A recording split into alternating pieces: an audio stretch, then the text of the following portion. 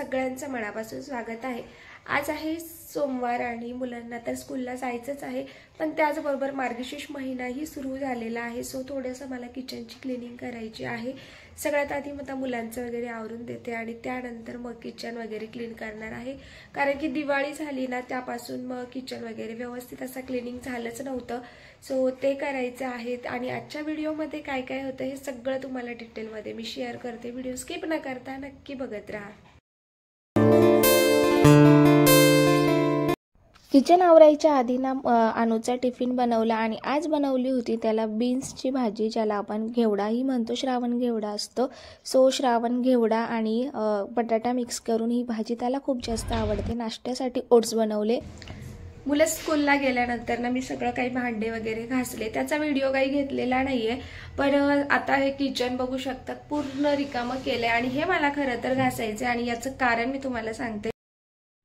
तर तुम्ही किचनमध्ये जाळं बघू शकतात खिडकीला आणि टाईल्स वगैरे सगळं काही तेलकट झालेलं होतं आणि त्यामुळे ना जितकं घरामध्ये आपलं असं तेलकट वगैरे होतं, धूळ होते, त्यामुळे कलरही डाऊन होतो, फ्रेश वाटत नाही आणि खरं तर त्यामुळे कॉकरोचही होतात। हे सगळंच गोष्टी आहेतच, म्हणून म्हटलं चला असंही एक महिना झाला की मी थोडी थोडी क्लिनिंग करत असते, पण दिवाळीमुळे आपलं फराळाचं तळणं वगैरे या सगळ्या बऱ्याच गोष्टी आल्याच होत्या आणि त्यामुळे हे सगळं काही म्हणजे व्यवस्थित क्लीन करण्यावरच आलेलं होतं।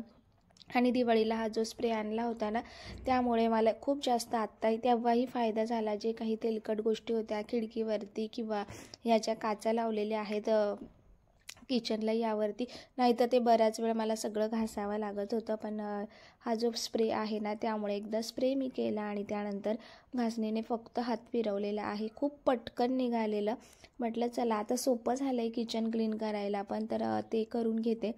आणि असंही आता मार्गशीर्ष महिना सुरुवात होते आहे। मी उपवास वगैरे करत नाही, पण सगळ्या गोष्टी पाळते आणि मार्गशीर्ष महिन्याची सुरुवातच इतकी सुंदर, म्हणजे प्रत्येकाच्या घरात तो महिना म्हणजे खूप पवित्र मानला जातो। जसं आपण श्रावण महिना असतो मग क्लिनिंग वगैरे असते सगळं काही, तसंच मार्गशीर्ष महिना देखील असतो। सो आपल्याही घरात तितकंच छान वाटावं, व्यवस्थित वाटावं यासाठी। आणि दिवाळीमध्ये इतकी जास्त हवा होती ना आणि सगळी माती वगैरे धूळ अशी उडून मग घरांमध्ये डब्यावर इकडे तिकडे झालेली होती, पण दिवाळीनंतर मी आल्यानंतर इतकं काही क्लिनिंग झालेलं नव्हतं, त्यामुळे ते मला आता काहीही करून करायचंच होतं, जेणेकरून मला फ्रेश वाटलं पाहिजे।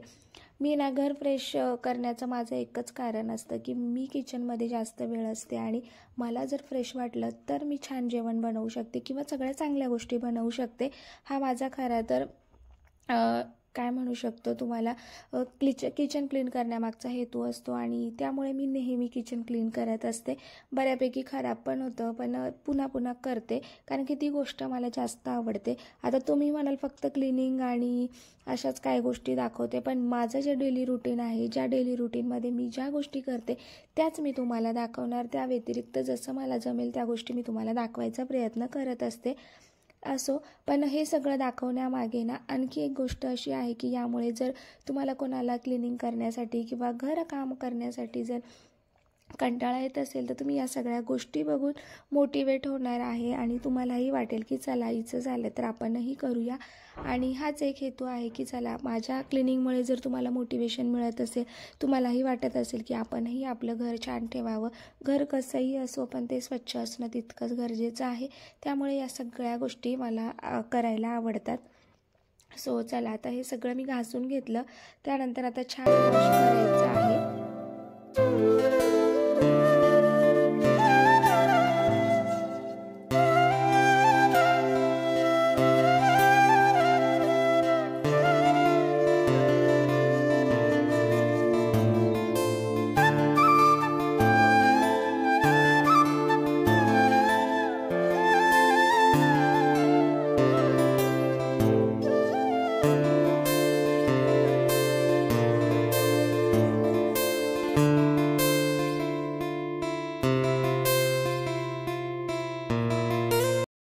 खरं बघायला गेलं तर 2 ते 3 दिवसापासून ना थंडी खूप कमी आहे आणि त्यामुळेच मी या सगळ्या गोष्टी करू शकले.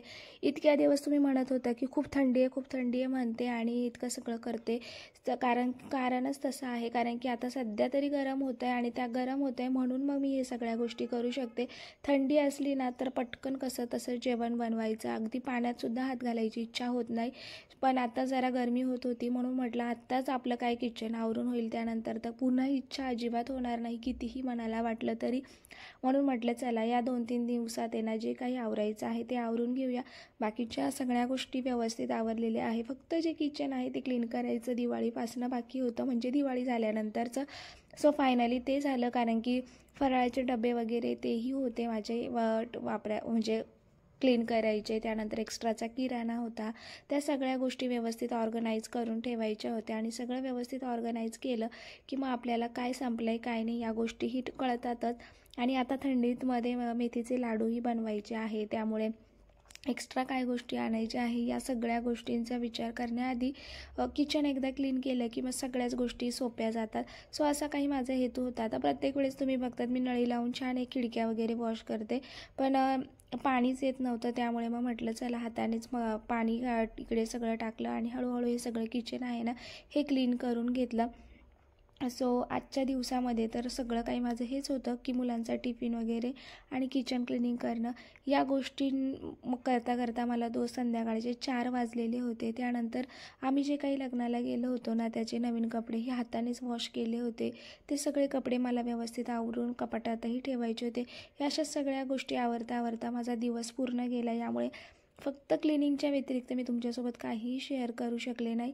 आता लगेच जे काही धुवून घेतलं होतं ना ते कपड्याने मी छान पुसून घेतलं, जेणेकरून पाण्याचे डाग त्यावरती राहू नये आणि पटकन मला ज्या काही गोष्टी आहेत ना या पटापट तिथे ऑर्गनाईज करून ठेवता येतील आणि कामही पटकन होईल.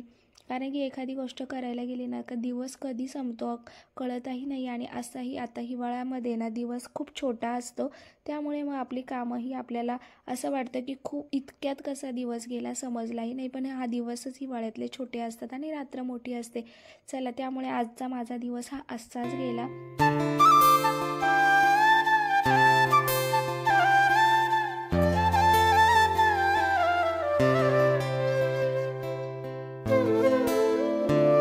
बऱ्याच दिवसापासून माझे जे मनी प्लांट होते ना त्याकडेही माझं लक्ष दिले गेलं नव्हतं. आता सध्या तरी मी हा लावते, पण दुसऱ्या कटिंग्स लावायचा विचार करते आणि बऱ्याच बॉटल आहेत त्याही मला व्यवस्थित ऑर्गनाईज करायच्या.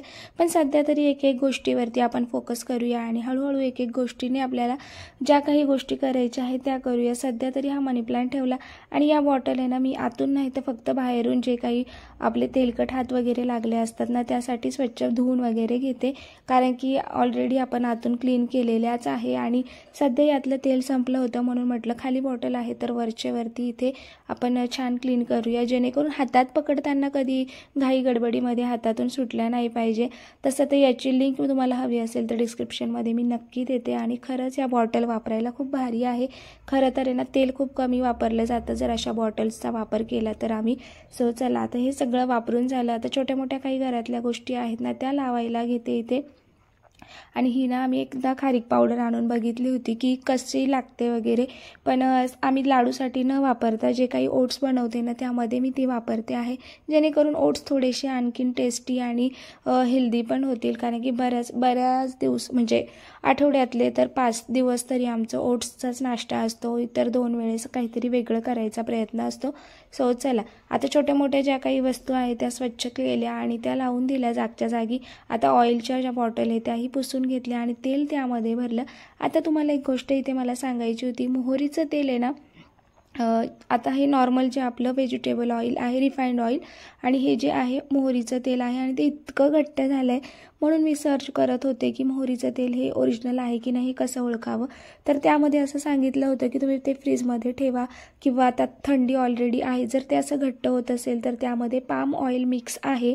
आणि मलाही असंच वाटतंय की ही अमेझॉनवरनं आम्ही कॅन मागवलेली होती आणि त्याच्या आधी मी तुम्हाला व्हिडिओमध्ये एक बॉटल दाखवली सफोलाची, तर ते तेल खूप जास्त पातळ होतं आणि हे तेल खूप घट्ट आहे, हे आधीचं तेल आहे. सो मला असं वाटतंय की यामध्ये पाम ऑइल मिक्स आहे. सो तुम्ही कोणीही घेताना चांगल्याच ब्रँडचं जर वापरायचं असेल तर वापरा. आता यावेळेस तरी आम्ही लक्षात ठेवणार आहोत की यापुढे मोहरीचं तेल कोणतं खरं आणि खोटं हे आता ओळखायला जमायला लागले. त्यामुळे हळूहळू आपण आता गोष्टींमधून शिकणारच आहोत. सो चला, त्यानंतर ना इकडे ही मोरिंगा पावडर आहे. जसं तुम्हाला आधीही सांगितलेलं आहे की आम्ही धना पावडरऐवजी मोरिंगा पावडरचा वापर करत असतो. सो तीही इथे आता संपली होती म्हणून ती नवीन इथे भरली. आणि तुम्ही काचा वगैरे बघू शकतात, कारण की ना इतकी जास्त धूळ होती त्यामुळे असं किचन तरी माझं दिसत नव्हतं. आता दिसतंय त्यामुळे एक पॉझिटिव्ह एनर्जी आलेली आहे घरातही. म्हणजे तो अचानक तो प्रकाश वेगळा पडतो ज्यावेळेस किचन क्लीन. चला तर मग आजचा व्हिडिओ इथेच संपवते आणि माझ्याकडनं तुम्हालाही मोटिवेशन मिळेल आणि तुम्हीही छान अशी क्लिनिंग किंवा घर डेकोर करत असाल. सो व्हिडिओ शेवटपर्यंत बघितल्याबद्दल तुमचं सगळ्यांचं मनापासून धन्यवाद. आणि उद्या तुमच्यासाठी पुन्हा काहीतरी वेगळं व्लॉगमध्ये घेऊन येण्याचा प्रयत्न करेल. चला.